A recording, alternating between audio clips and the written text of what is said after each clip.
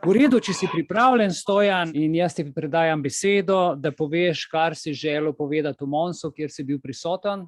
Tako da beseda je tvoja, lahko poveš. Izvoli, Stojan. Hvala lepa. Najprej lep pozdrav vsem prisotnim v društvu in pa tudi, ki ste prisotni preko Zooma. Najprej bi se navezal malo na tole izvajanje oziroma ta video, ki smo ga gledali, kjer je bilo poudarjeno to znanje, znanje. Dejansko res je, mi vsi se učimo, to življenje je eno samo učenje znanja. Ampak obstaja tudi eno znanje, ki se imenuje znanje o sebi. To znanje ne temelji na intelektualnem znanju, ampak temelji na zaznavanju, na notranjem zaznavanju. Enostavno mi smo čuteča mašina. Vprašanje je samo v tem, kako se mi naučili prisluhniti svoji lastni intuiciji. Tako da jaz vse spodbujam na to, da vsak dan, da si vzamete nekaj časa, predvsem zjutraj, ko ta razum še ni tako močen, zaprete oči, se usedete sproščeno in nekako svojo pozornost usmerite v svojo notranjost, v svoj dih, v to, kjer je, v to božansko energijo, ki je pač znotraj vsakega od nas. No, torej, tole bi bilo to. Na dnu naših src smo vsi bratje in sestre. Na dnu naših src smo vsi za resnico, za mir in za ljubezen. Sovražniki smo lahko samo v naših glavah, zaradi nepoznavanja smisla našega življenja. Sovražniki smo lahko zaradi naših laži, zaradi naših goljufij, zaradi našega ljubosumja in zaradi našega koristoljubja. Večino tega, kar bom tu povedal, bi povedal tam v nekaj minutah, tu pa sem dodal še nekaj zelo pomembnih stvari, zato te vabim, da moj govor poslušaš do konca. Najprej se zahvaljujem vsem sledilcem na Facebooku, ki berete moje sporočila. Skoraj vsako moje sporočilo o dogajanjih pri nas in v svetu tam dosega več tisoč branj. In sicer največ je doseglo moje pisanje o potresu v Turčiji, je doseglo 26.000, več kot 26.000 ogledov in branj, tako da res neverjetno. In tale video iz Monsa sem objavil pred kakšno uro na Facebooku in kar je zanimivo, eni uri več kot 500 ogledov. In tako da neverjetno je. Se pravi, ta Facebook je res eno orodje, ki je žal pač v rokah te kabala mafije in ki filtrirajo določene stvari, ki blokirajo, tako kot tudi YouTube. Zdaj Mihael mi je povedal, da so društvo Beli svrgli tudi ven iz YouTubea, kar je žalostno, da pač ne moramo skozi ta medij, ki je najbolj gledan in najbolj znan, kjer je tudi največ ogledov, kjer ne moramo pač poročati naših sporočil. No, zdaj pa grem nazaj na srečanje v Monsu. Srečanje v Monsu je zgrešilo svoj namen. Kako pritisniti na vladne oblastnike za izstop Slovenije iz Svetovne zdravstvene organizacije. Škoda, da glavni organizator ni bila iniciativa slovenskih zdravnikov z inicijativo slovenskih pravnikov, ampak so bili organizatorji neki prodajalci svojih knjig, ki ponavljajo srečanja z istimi govorci, ki govorijo povsem iste stvari, kot so jih govorili na prejšnjih srečanjih. Vemo, da naše vlade že dolgo sledijo trajnostnemu razvoju depopulacije pod nadzorom pedofilne kabala mafije.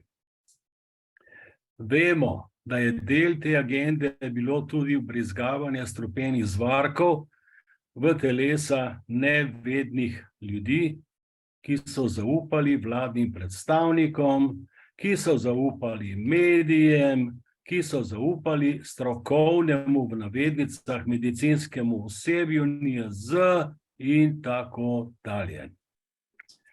Veliko tudi naših vodilnih ljudi je dobro vedelo, da gre za genocid in za neprostovoljno evtanazijo nevednih ljudi.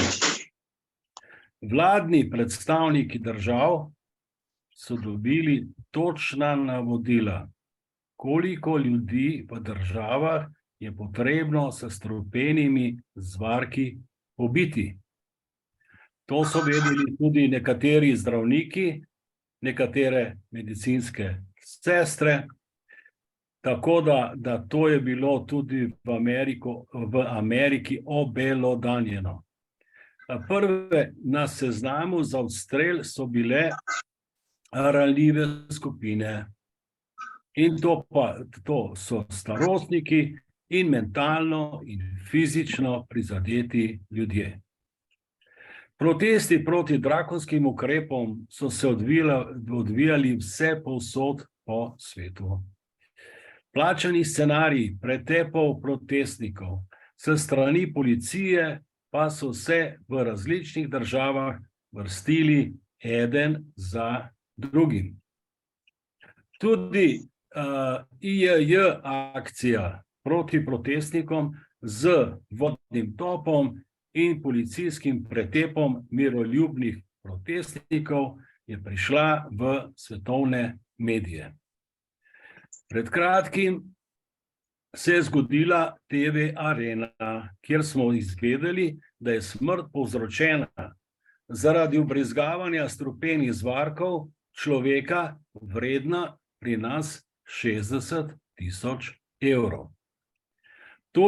Toliko je to pri nas. Seveda pa je smrt povzročena s cepivi v ZDA in drugih državah vredna veliko več. Zdravniki in razne zdravstvene komisije bodo naredile vse, da sorodnikom umrlih ne bodo priznali smrt pokojnih zaradi vbrizgavanja strupenih zvarkov z izgovorom, da so oni umrli zaradi pridruženih bolezni. Takšna zdravstvena stroka res ni nobena stroka, vredna Hipokratove prisege. Kakšna je torej umrljivost zaradi te prisilne evtanazije prebivalstva pri nas? To najlažje izvemo iz podatkov pogrebnih podjetij. V lanskem letu je bilo v odnosu na predlansko leto pri nas 50% več pogrebov. 50%. To se lahko vsak prepriča pri pogrebnih podjetjih.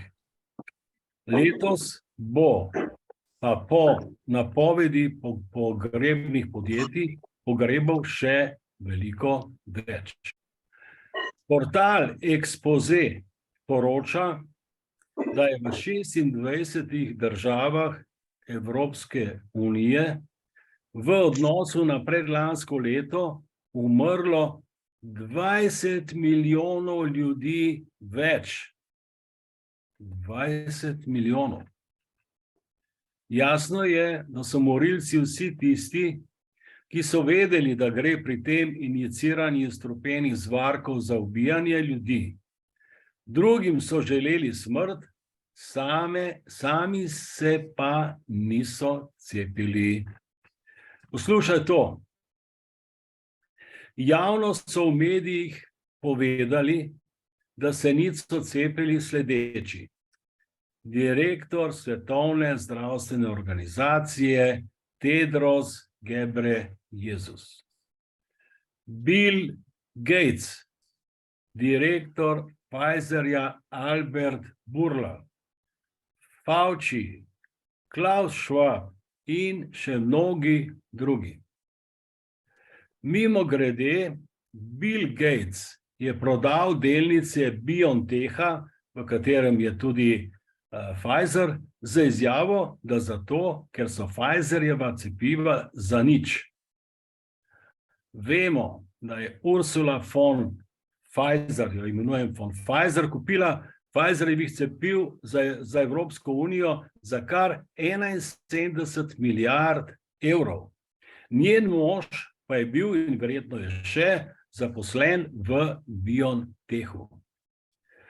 Šlo je za veliko korupcijo, o kateri naši in tuji mediji niso poročali, gospa Pfizerjeva pa je še vedno na vodilnem položaju Evropske komisije. Če bi dejansko, mi živeli v demokraciji in če bi pravni sistemi delovali, bi ta gospa že bila zdavnaj v zaporu. O tem, kdo od naših vodilnih politikov se je samo virtualno z nasmehom na obrazu cepil pred kamerami, ni vredno niti govoriti. Prej ali slej bodo spoznali, da to, kar seješ, to tudi žanješ. Oziroma, kdor drugemu jamo koplje, tudi sam vanjo pade. Poslušaj to. Drugo, kar sem želel povedati, je to, da kabala mafija pripravlja naslednje epidemije, za katere bo seveda zagotovo potrebno obvezno cepljenje. In sicer virus Marburg. Danes smo lahko prebrali v medijih, da je virus Marburg že v Španiji, sicer v Valenciji, se že širi. Potem ptičja gripa, ki se bo iz ptic prenesla na ljudi, in tudi tu že imamo, mislim, bilo je objavljeno, da je ptičja gripa od Lendave do Kopra, Izole, Pirana, da so umrle ptice in tudi vse posod vmes, tudi na Cerkniškem jezeru, med drugim, zaradi ptičje gripe. Pa ne samo to, danes je bilo objavljenih v medijih tudi to, da je na neki farmi v Cerkljah, kjer pač gojijo kure, izbruhnila ptičja gripa. Kar bo pomenilo to, da bo treba pač pobiti vse te kure in da gre to po tem scenariju igre lakote, ki jo je tudi napovedala kabala, pedofilna mafija že v lanskem letu. Torej, napovedana je bila tudi glivica, ki je ustvarjena v laboratoriju, ki bo udarila na pljuča in po njihovih napovedih pobila naj bi veliko milijonov ljudi. Imenovala se bo Valley Fever, se pravi, ali dolinska vročica. Vse to je napovedala kabala mafija v Davosu. Pred kratkim so po poročanju medijev za ptičjo gripo umrle vodne živali, to sem že povedal. Umrl je celo črni labod v živalskem vrtu.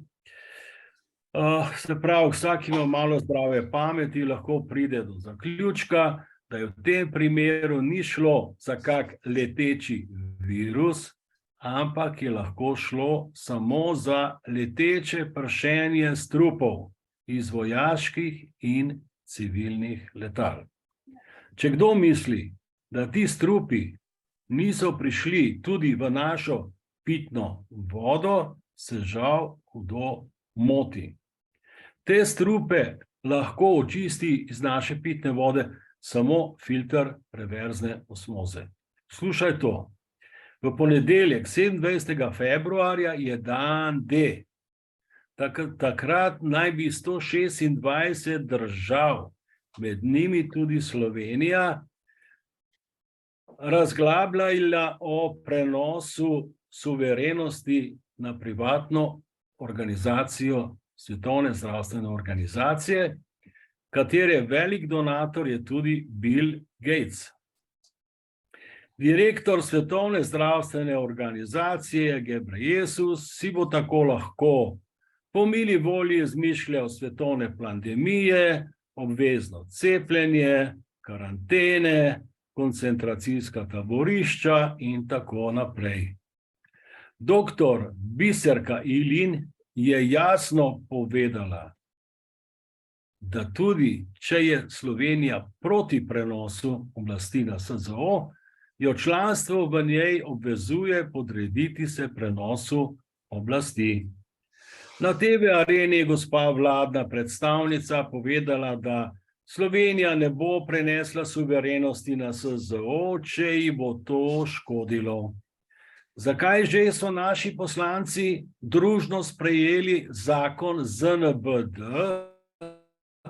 ki vladi protiustavno omogoča, da nam mimo državnega zbora z uredbami določa epidemije, pandemije, karantene, obvezno cepljenje in tako naprej.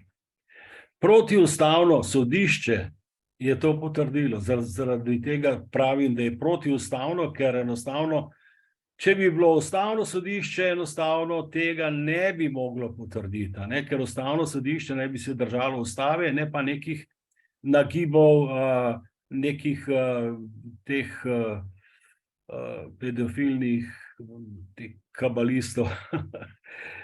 Čeprav je vsakomur jasno, da je zakon ZNBD še vedno protiustaven. Ne pozabimo izjavo gospe Pirc Musar, ki je povedala, da pravica do necepljenja ne obstaja.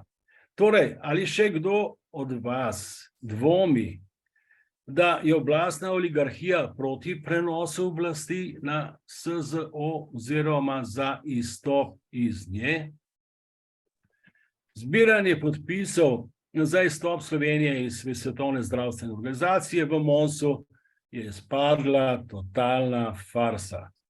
Še bolj smešno pa je bilo podpisovanje za mir v Ukrajini. Vsi vemo, da so iniciatorji vseh vojn svetovni kabala mafijaši, razni Rockefellerji, Rothschildi, DuPonti, Klaus Schwabi in tako naprej, ki bi ta svet radi samo za njih in za njihove sužnje in ki si na naš račun kujejo milijardne dobičke.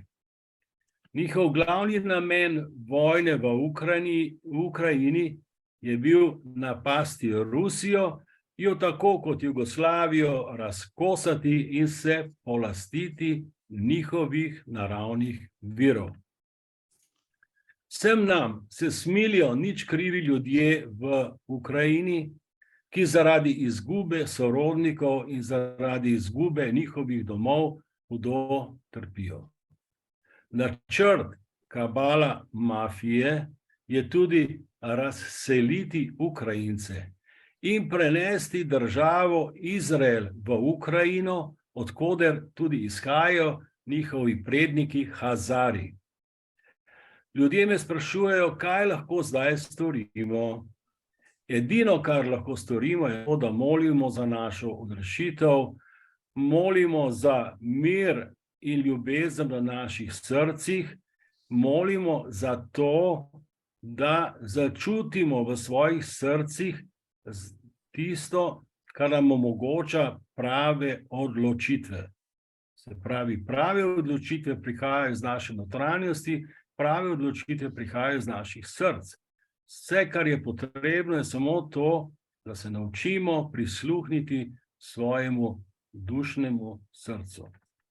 Na svoji Facebook strani nagovarjam ljudi, naj preko mene naročijo montažo filtrov reverzne osmoze, ker so to edini filtri, ki ne spustijo skozi niti bakterij, niti glivic, niti parazitov, kajti vse zgoraj navedeno nam servirajo in bodo servirala vojaška in civilna letala za zapraševanje neba, predvsem po noči. Po noči nam dejansko delajo največ škode, ker mi spimo in takrat mi ne vidimo, kaj se dogaja na našem nebu. Seveda pa nam bo nekaj takega servirano tudi skozi naše vodovode. Enostavno. Agencijo ARSO smo opozorili, da nas v analizah zraka in deževnice predvsem zanimajo mikrodelci PM2,5, kajti le te izpuščajo zgolj civilna in vojaška letala. V lanskem decembru in januarju je bila Slovenija z mikrodelci PM2,5 ena od 3 najbolj zračno onesnaženih področij v Evropski uniji. Posledično tudi ena najbolj prehladno okuženih področij. Onesnaženost zraka se je vedno povečala ob NATO vajah na vadbišču Poček pri Postojni. Pred kakim letom smo odkrili stran uradmonitor.com, kjer so lepo razvidna področja, kjer je največ teh PM delcev, in kar je zanimivo, je, da se to vedno ujema z letalskimi sledmi oziroma z letalskim prometom, ki pa je razviden na flightradar24.com. Zanimivo, tudi v času potresov v Turčiji je bila na Turčijo velika prekoračitev mikrodelcev PM2,5. Teh delcev ne izpuščajo nobeni tovarniški dimniki, samo letala in vulkani. Zadnje čase pa je na uradmonitor.com in strani flightradar24.com jasno razvidno močno povečan letalski promet in zapraševanje z delci PM2,5 nad Romunijo. Zanimivo, tudi tam je bil pred kratkim potres. Tudi v Mehiki je bil potres. Morda zato, ker je mehiška vlada prepovedala letalsko zapraševanje neba na njihovem nebu. Tretja stvar, ki sem jo hotel povedati v Monsu, je vzročna povezava med lahkimi in težkimi kovinami, ki jih je v naših pitnih vodah vsako leto vedno več, in elektromagnetnim sevanjem. V naših telesih se kopičijo lahke in težke kovine. V zadnjem času tudi grafen oksid, ki povečujejo našo prevodnost na elektromagnetno sevanje. Vsi ruterji, mobilni telefoni, stolpi mobilne telefonije so radarji, ki imajo dvosistemske signale, tako kot veliki radarji in HARP postaje. Ni naključje, da delujejo na frekvenci 2,4 GHz, na kateri delujejo tudi mikrovalovne pečice. To je frekvenca, pri kateri najhitreje zavre voda. V naših telesih pa je kar 70% vode. Naj mimogrede omenim, da je Slovenija glede rakavih obolenj na prvem mestu v Evropi. Za konec pa še nekaj o krtih in zdraharjih. To so ljudje, ki se predstavljajo kot uporniki proti oblastnikom, v bistvu so pa njihovi plačanci. Članjujejo se v civilna gibanja in razna društva in tam povzročajo zdrahe in razdore. Vse tako kaže, da je bilo srečanje v Monsu organizirano skozi Center nevladnih organizacij Slovenije, ki ga financira seveda slovenska vlada. Vsi vemo, da naše nevladne organizacije financira tudi Soros, ki je eden glavnih svetovnih kabala mafijašev. Če tudi CNOVS dobiva sredstva od Sorosa, je pa bilo to srečanje v Monsu zgolj delanje norca iz nas, ki smo proti svetovni pedofilni kabala mafiji, ki smo za izstop iz fašistične svetovne zdravstvene organizacije, ki smo za izstop iz fašističnih združenih narodov, ki smo za izstop iz fašistične organizacije NATO in ki smo za izstop iz fašistične Evropske unije. Na koncu naj povem, da mi, ki sledimo svojemu srcu, ki sledimo resnici, miru in ljubezni, nam se ni potrebno nič bati. Zato, ker na koncu koncev smo mi zmagovalci. Ker resnica, ljubezen, mir na koncu vedno zmagajo. Medtem ko laž, korupcija, laži, zlo, pa vedno na koncu zgubijo. Torej, bodimo še naprej pogumni, bodimo to, kar v naših srcih smo, in bodimo in še naprej budimo tudi ostale ljudi, ki še spijo. Evo, toliko bi imel za danes, če ima kakšno vprašanje ali karkoli, pa sem seveda. Ja, tukaj je eno vprašanje, Stojan, zate. Včeraj smo dobili iz Telekoma, da so nam priklopili 5G. Kaj to pomeni?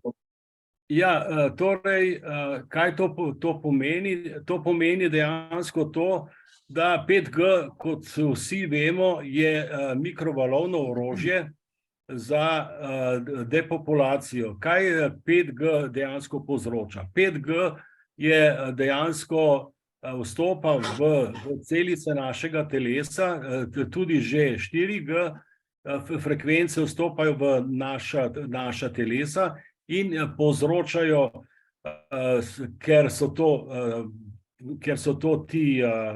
dejansko so to mikrovalovne pečice. Kaj povzročajo? Povzročajo razna vnetna stanja, glavobole, slabosti, bolečine v sklepih, lahko tudi bruhanje, driske, vse mogoče stvari. Dejansko je tako, da je ogromno mikrovalovnih bolezni in ljudje mislijo, da so zboleli zaradi nečesa drugega, ampak dejansko so zboleli zaradi teh frekvenc. In dejansko je 5G se izkazalo kot najhujše in najslabše stvar za človeški organizem. In dejansko tukaj edina rešitev je vršiti, se pravi, telefon v smeti, v router ravno tako, skratka vse izklopiti in je tu gost mogoče. Ampak žal pač živimo v taki družbi, ko to ni mogoče, a ne. Zdaj, kar se edino da, če je nekje preblizu ta 5G oddajnik, je ena možnost, da je pritožba na Telekom ali kjerkoli, da se naroči meritev presega teh dovoljenih delcev in da dovoljene moči tega oddajnika. Ampak žal, oni seveda prodirajo v naša 5G tehnologijo v naša stanovanja. Še nekaj časa pa se ne bo dalo več dobiti telefon, ki ne bo 5G. Tudi routerja se ne bo dalo dobiti, ki ne bo 5G. Tudi televizije se ne bo dalo dobiti, ki ne bo 5G. In tudi hladilnika se ne bo dalo dobiti, ki ne bo 5G. In tudi štedilnika, seveda. In vseh ostalih naprav. In seveda, ko imamo mi vse te 5G oddajnike v stanovanju, so te frekvence ubojne. In pazite eno stvar. V Angliji je pred kratkim eno društvo tožilo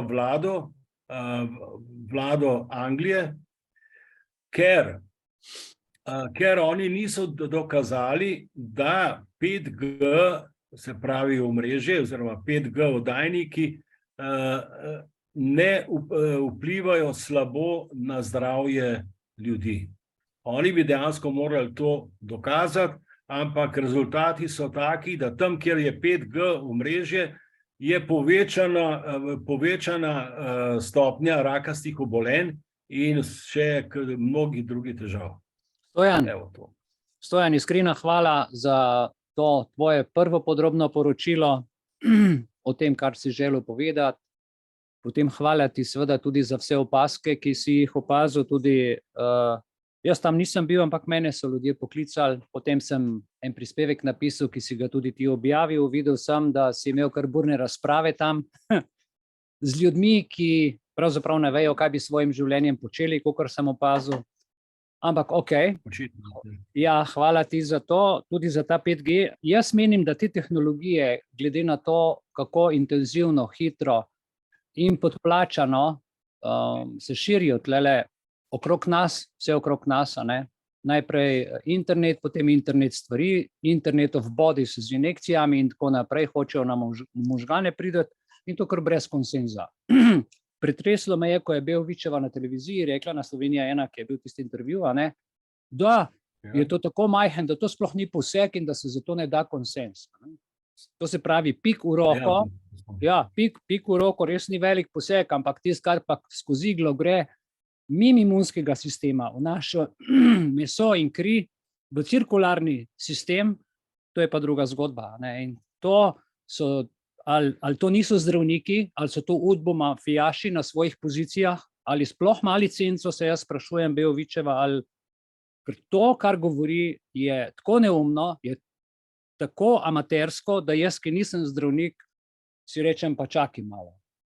Ne? Tako da, iskrena hvala ti za danes, zdaj priporočam 8 minut pauze, potem bom pa jaz nekaj povedal o ključnih stvareh, katere so tiste nevarnosti, pri katerih se lahko z lahkoto pustimo voditi psihopatom ali, kot je Stojan lepo rekel, krtom, ki živijo od naše empatije. Hvala tebi in pozdrav sem na društvu in na Zoomu. Tudi tebi, Stojan, prav, hvala. Ja, 1000-krat hvala.